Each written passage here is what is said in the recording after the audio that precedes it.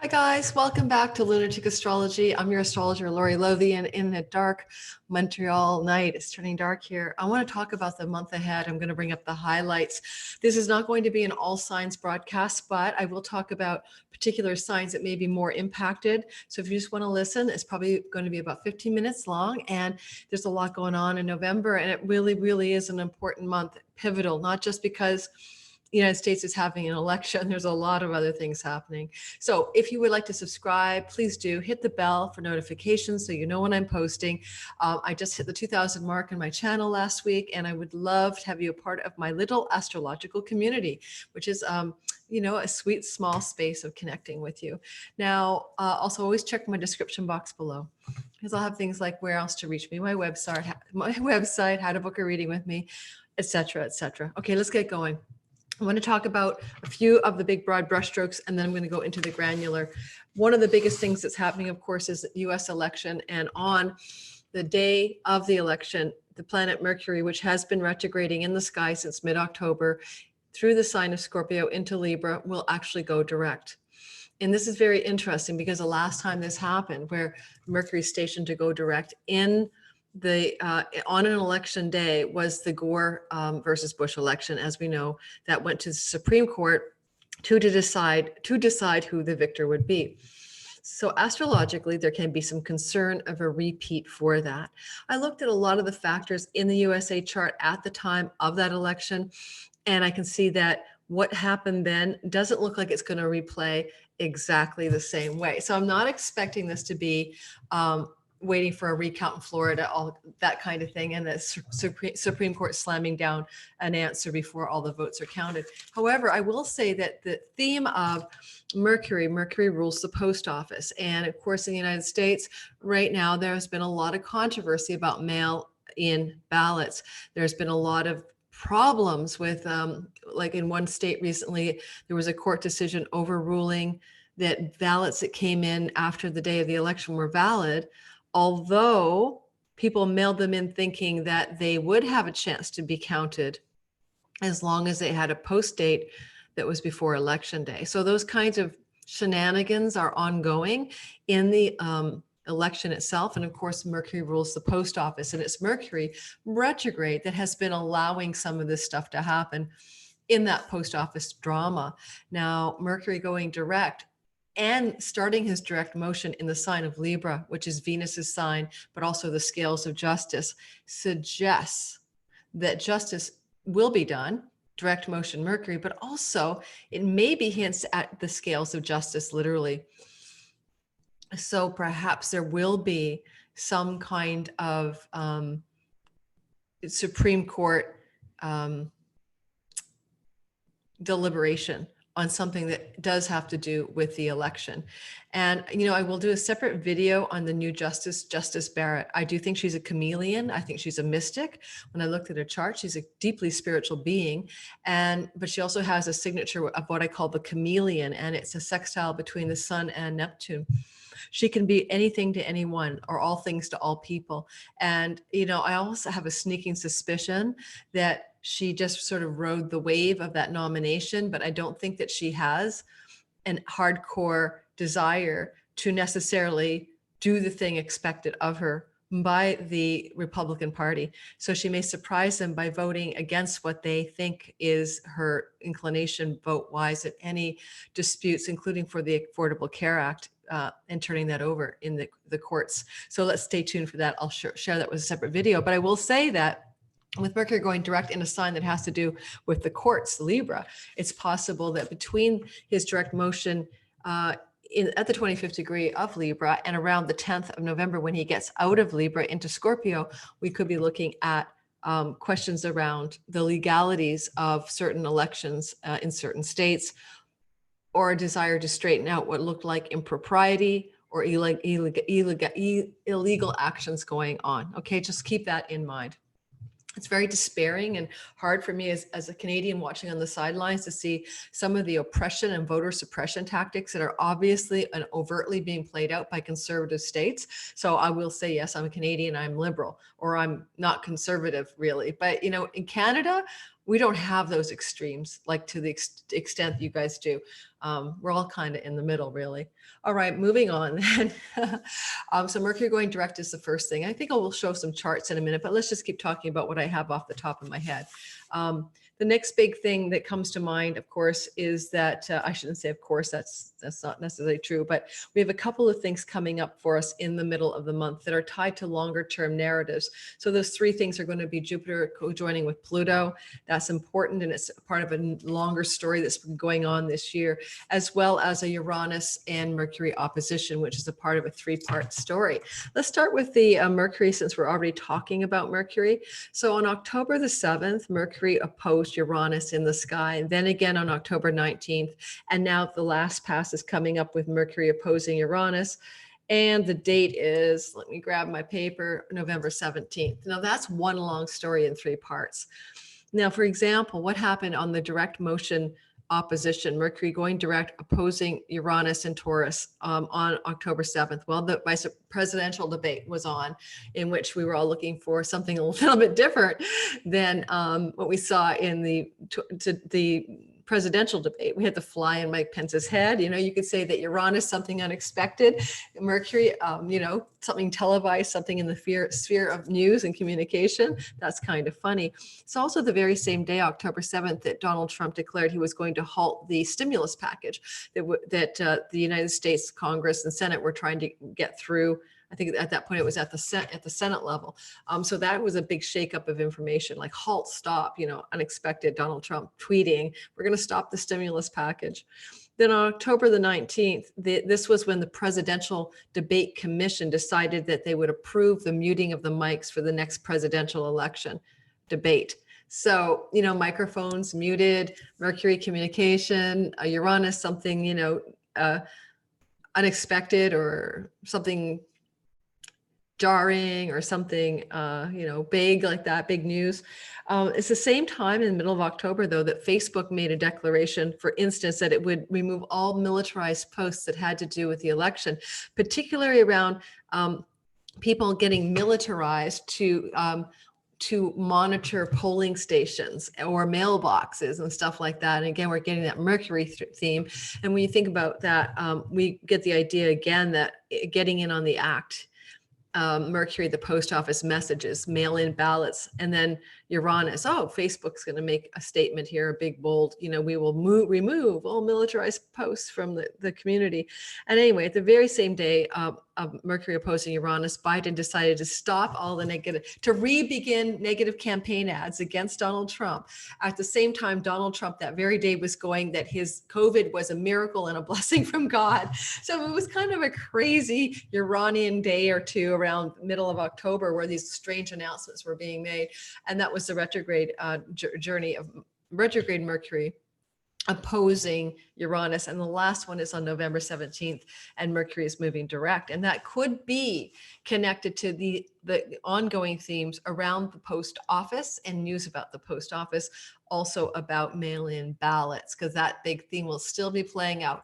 I doubt very much that it's not very likely that the election vote count and the final decision about who won will be complete until Mars goes direct on the 13th of November. And so it'll probably take at least until mid-November before some declarative statements are made around it all. With Pennsylvania being a bit of a troublesome place in terms of some of the stuff that might be going on there, it may be all down to like a state like Pennsylvania where people are waiting for the ballots to be properly counted. I believe in Pennsylvania, they're not allowed to pre-sort or pre-count ballots, and therefore there's that problem as well. In other words, they're going to be looking at a lot of counting that begins on the midnight after the election day thing. And so they may be a lagging state for the results. Alrighty, so there's that. So we're looking at those three transits in your own life. Think about, of course, October 7th, October 19th, and November 17th when you get there. Try to piece them together. You know, wherever Mercury falls in your natal chart, by where it's because Uranus is at Taurus. Okay, so if you look at your chart, which pie slice is Taurus? That's where Uranus is and will be for another, you know, till through the end of 2026. This could also be stock market and currency things, by the way. because basically, for instance, on October 7th, that was a big drop in the Dow Jones that day, a huge one. I think it was on the news that Trump was going to halt the stimulus package. It wasn't huge, but it was a drop in the Dow Jones that day. And again, November 17th can bring also currency or stock market news as well. So the other thing is that take a look at your own chart, look at where Mercury has been traveling in the degrees of, oh my goodness, I think it is around, began retrograde at, I think, 11 degrees of Scorpio, back to 25 degrees of Libra, and then forward again as he moves forward and direct in his motion as of November 3rd. So pay attention to those areas of your chart, because you'll have a sense of where these surprising things are operating that on those dates that I talked about. Now, November 12th is huge. That's when Jupiter and Pluto come together in the sky. This is a very rare transit in general, and we had 3 of them this year because of the retrograde motion of the planet Jupiter, giving us a 3 pass on Pluto. So those retrograde Jupiter Plutos have a lot of meaning in a lot of ways. First of all, anytime Jupiter, well, let me give you the dates first. So Jupiter and Pluto came together in the sky August 4th, October 19th, and we'll be coming together November the 12th. Yeah, that's correct. Oh, sorry, hold it, stop. So what you, wrong dates. Jupiter, Pluto. Let me grab my Jupiter, Pluto chart. This is what happens when you have 5 different charts in front of you. Okay. Jupiter, Pluto. Okay, so I don't have that chart handy, so I'd have to go grab it on my floor. Hang on a sec. All right. Oh, where did I write Jupiter, Pluto down? Yeah, there were 3 passes, Jupiter, Pluto, and I may not have that data in front of me. Okay, so sorry about that, guys. That's what happens when you really don't prepare your paperwork. But this is the 3rd Jupiter Pluto transit. There was one in April, on April 4th. That was my birthday. I remember that. There was one sometime, I believe, in August, and here we go for November the 12th. So the idea of the Jupiter Pluto transits is they're wealth yogas, and they can bring money, they can bring wealth, they can bring abundance wherever they land in your chart. And I will do a separate video called the Jupiter Pluto video, or the wealth yoga video, for that November 13th for all signs. So stay tuned for that. But at this point, just know that there's some area that's been trying to be abundant in your life, and it's been happening over this year. And the 3rd pass can sometimes be the resolution, but then also the greatest outpicturing of this wealth yoga, wealth union of 2 planets. Now, on another note, I mean, Pluto can be the secret keeper, things that are hidden below the surface. Yes. And then Jupiter can be that which expands and blows things up. And so a Jupiter-Pluto combination could definitely reveal something that was hidden, or expand something. Or another way of Jupiter Pluto showing up has been with the discovery of like microscopic things, tiny things finally being found or discovered, like inventions of the microscope and telescope. And Patrick Watson, a great astrologer, I'll put a link below to his article on that, really dug into that research. I've been having a really interesting vibe this year about, especially with Uranus Saturn coming up next year for a 3 pass, that we're going to, Uranus Saturn contact next year, squaring, that we're going to come into contact with alien stuff. Now, I don't mean like, well, I do mean, I think that we're going to find out that aliens are real, or we're going to, like, someone's going to divulge that the government's been sitting on an alien spaceship for like 40 years. Or there's going to be some revelation or discovery, like in an iceberg that's melted in Greenland of a glacially preserved alien artifact, or who frigging knows, maybe we'll get, some ping back communication from one of our, ways of trying to see if there's real life out there. Of course there is. That movie made the Netflix top rated, I think it's called The Phenomenon or something, about the history of alien or UFO or unidentified flying object stuff. And really well done if you haven't seen it. The idea is, of course, this stuff is real. Like, of course, I've seen UFOs, flying silver disc things in the sky, twice in my life. Once over the Potomac River when I was in my 30s and lived in DC, but way out in the Potomac River in the Maryland part. And then also another time when I was a child over my small hometown, 3 silver discs. I was only like 8 or 9, co-witnessed by my 2 sisters and our neighborhood friend, the boy next door.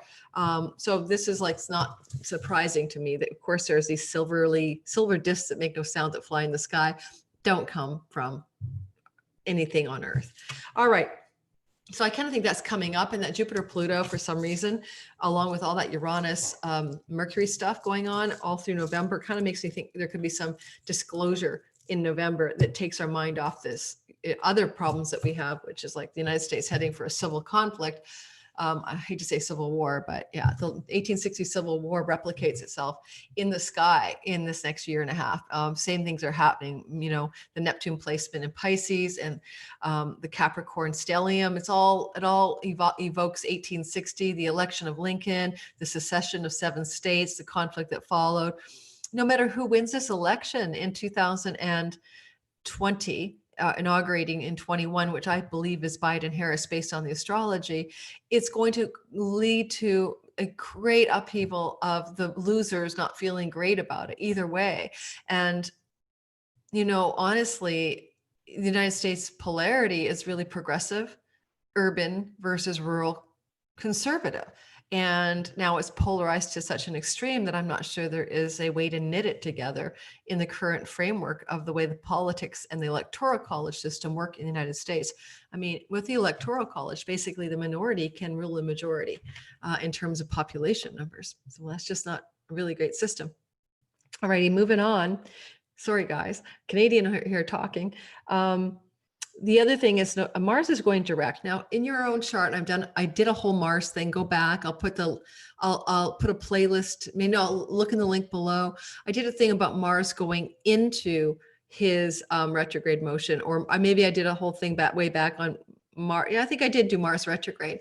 So you can go find out what it means for your sign. But finally, after Mars on June 27th stepped into, the sign of Aries. That's the video I did where will be until January 6th. And he hasn't done that journey since 1988, midsummer to January of 89. Such Mars and such dignity. It's not always easy, guys. Mars has been going through my house of siblings, but also the friends that I've had for a long time, the third house friends, right? And I've lost 3 friends who are in their 50s, two women to a heart attack, 1 guy to cancer in the last 6 weeks.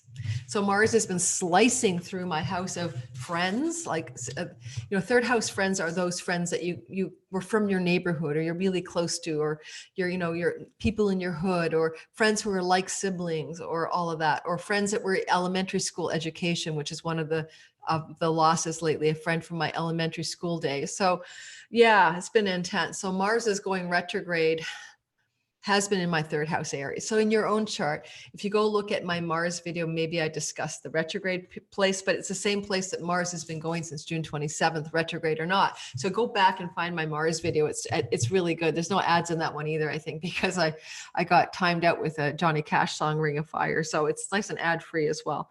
But Mars goes direct on November 13th. Hallelujah. So Mars retrograde could have been passive aggressive, internal conflicts, not being really good at keeping the peace, bombastic, aggressive energy sometimes, but also Mars retrograde could have been the inner warrior, finding a way to fight your inner battles, your inner demons, the inner landscape of your own struggles. I let go of my love of wine as a habit daily during the Mars retrograde, which is really fantastic. It was fortified by Saturn in my 12th and a lot of other factors. But honestly, for me, it's been easy now to just forget about having wine with dinner or wine when I'm cooking dinner and just forget the whole wine story, which is why I'm really excited about my new book, The Wine Lover's Middle Way, which I'll tell you about another day. So Mars direct November 13th, I'm going to say for everybody collectively, this is both a good and a bad sign. When that Minnesota governor, I think it was Minnesota, there was a kidnapping plot against her, and the FBI found out before it happened. A sort of right-wing militia wanted to kidnap the governor. That is a classic Mars retrograde, sort of subversive, spy-like stealth Mars energy. Mars direct, everything's out in the open. There's no secret plots to do anything. So I do expect, unfortunately, that by that November 13th turning point, there's not going to be anybody hiding. It could be riots, protests, peaceful, civil, or aggressive and martial. There could be, unfortunately, if things look like they're leaning in the Biden-Harris direction in the United States, there could be really intense protests, but also worldwide. There could be intense protests, intense protests from the conservative rural element.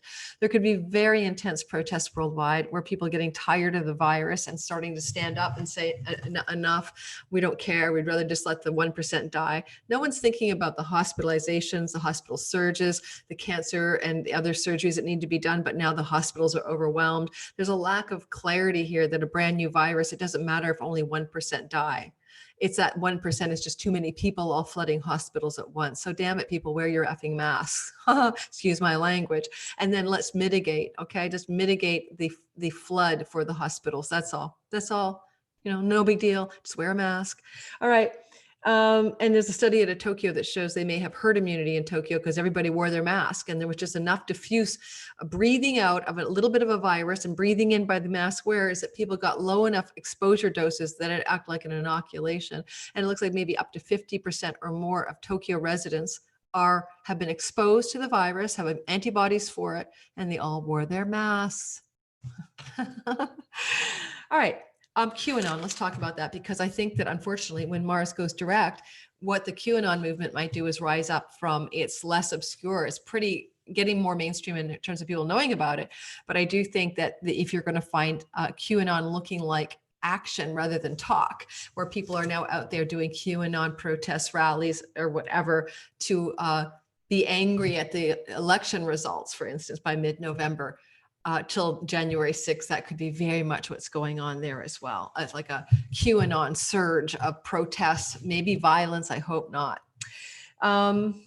We even have some QAnon in Canada. It just shocks me that some Canadians would like just jump on the President Donald Trump is a light worker and a savior for the baby eating, pineal gland sucking, pedophiles, aliens, deep state, where are all these children who disappeared into like the vortex of being munched down by pedophiles? You think you'd see some really, really intense numbers around a lot of missing children. Anyway, let's move on. And unfortunately, the whole QAnon movement does detract from the real people doing the real work to help people get out of sex workers and pedophilia rings and help children who might be pulled into those environments and help expose them. What else do I want to say about October that is jumping out at me? I'm not going to do the moons because I do separate moon videos, and so I'm not going to reiterate the moons. I was just looking at the transits. So everyone just get ready, you know, like just hunker down. It's going to be intense. I don't know if I forgot anything I wanted to mention. I'm just looking at my transit chart. We got a lot of interesting retrogrades. Neptune is going to go direct. Okay, let's talk about that. On November 28th, Neptune, who's been in retrograde motion now for quite a bit of time, he is going to go direct on November 28th. Now that's a big, slow moving planet, but he has been retrograde for quite a while, a few months, and he's a god of illusion and delusion. Like when you're going to have a bunch of people sign up for a cult, Neptune's involved. But basically during the Civil War of 1860, when it started up, just before that, there'd been a pandemic of cholera and the third wave in the United States. And then there became the rise of the spiritualism movement during and before and after that time. And Neptune was a big part of it. And the spiritual movement was talking to the dead, wrapping tables and all of that. And people had lost so many loved ones in the Civil War. They were so eager to connect with their loved ones that the spiritualism movement took off. Now, there's a possibility that that's what's going to happen again, that things like QAnon, no matter what happens in this election, are here to stay. The kind of a Neptunian cult-like movement. And when Neptune goes direct on November the 28th, the feeling we may have is coming to our senses, or the fog of illusion and delusion being lifted, or the spell or the enchantment being lifted. President Donald Trump has a Mars-Neptune contact, a square between Mars and Neptune, if I remember correctly.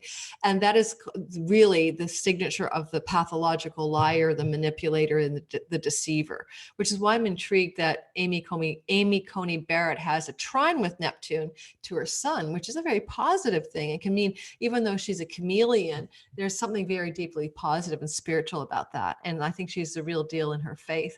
So I think that that Neptune can play so many roles in personal charts, but for the collective going direct, it's like, if you could say that Donald Trump cast a spell over the Republicans, the spell may begin to break. That's a possibility.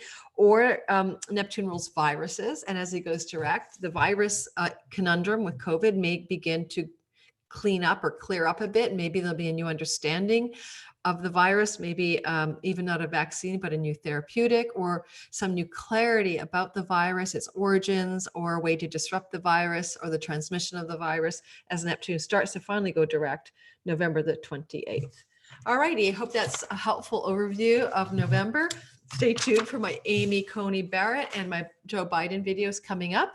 Biden first, because the election's almost here, and then her, because I think there's going to be a Supreme Court decision that's made pretty early on after the election, not just the Affordable Care Act, but maybe about one of the states and their ballot situation.